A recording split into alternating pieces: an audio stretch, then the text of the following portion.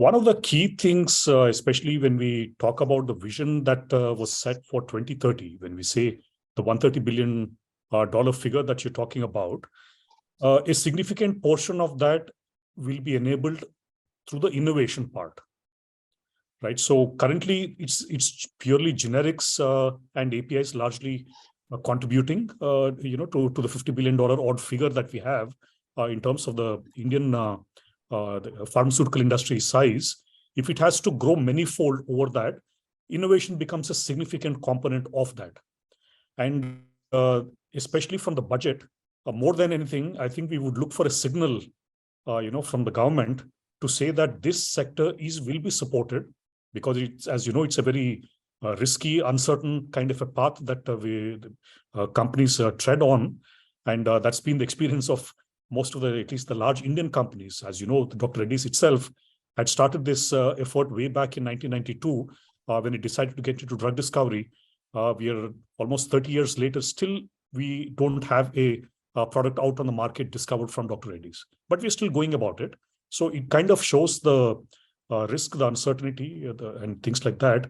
So we expect the government to pitch in. Clearly, if there's a signal that R&D is important, that there's a sufficient allocation of funds for R&D, so that more and more companies, a lot of startups in this space can come up. I think that will be a great signal for us moving forward. Right. Even when these large companies were much smaller in size, the capacity to really spend on R&D was much lesser. But now with the turnovers going above 15-20,000 crores for each of them, what exactly will be the expectations from the government? First would clearly be, some kind of an innovation fund, right? So what I mean by that is, if the government is serious in terms of moving the research to the next level, when I say it has to pitch in, I'm not expecting the government to put in all the funds so that companies don't have to spend. I'm not saying that. I'm saying that if the government pitches in a certain fund, jointly, so that it can attract, say, venture capital funds towards that. That would be one way of doing this, and for which I would say allocation to the research budget is key overall to these things. So something like that would be number one. Second would be in terms of certain tax breaks that can be provided. One such thing that comes on top of the mind is there used to be a weighted deduction which used to be 200%, right? So it progressively has come down to 150 and now it's 100, and that's something it's not adequate, right? So the benefit which we were enjoying, that itself has been taken out, and then now we are talking about a very high aspiration. So that's something we also expect it to come back. And also let's assume that companies are successful in this. So here also we expect certain tax incentives which are in the form of, say, for example, patent box. That's been introduced, by the way.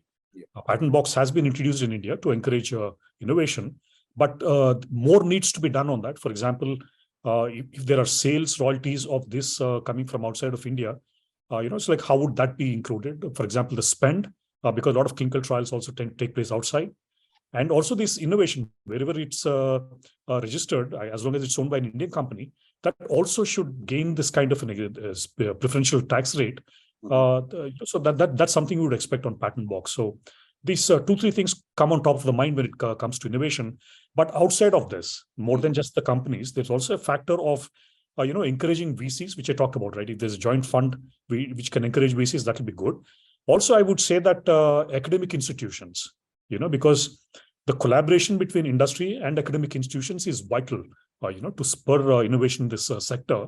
And for academic institutions also, to encourage collaboration, things like, for the example, if they can set up centers of excellence, right, with participation from the industry, again, there will be some kind of a fund allocation if it can be provided.